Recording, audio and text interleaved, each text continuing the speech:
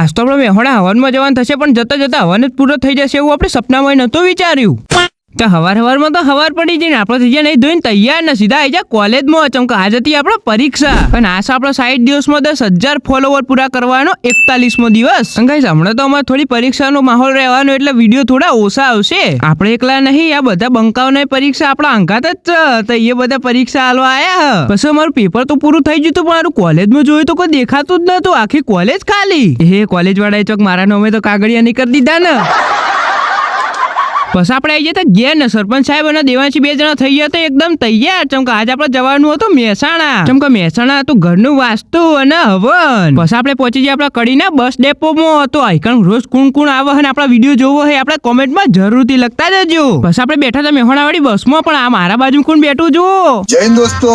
ગજબ બેઇज्जती है. આ આપડે ખુશભાઈ ને આ જવાનું હતું મહેસાણા. તે બેસી જાય આપણે એને બાજુની સીટમાં. આપણે જેટલી મૂકી ગાડીમાં જઈએ નહીં, 70 લાખની ગાડી.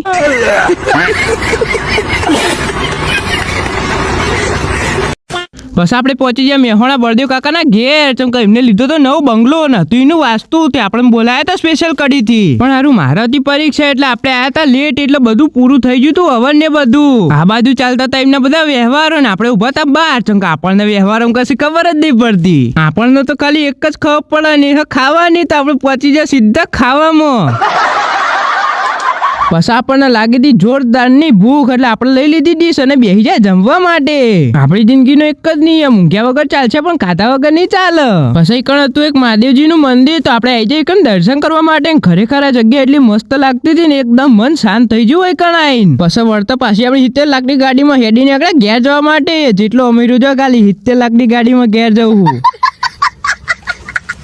આજના બ્લોગમાં બસ આટલું જ. મળી આવતા નવા બ્લોગમાં. જય માતાજી, જય શ્રી કૃષ્ણ. તો બ્લોગ ગમે હોય તો લાઈક ને ફોલો કરતા જાજો.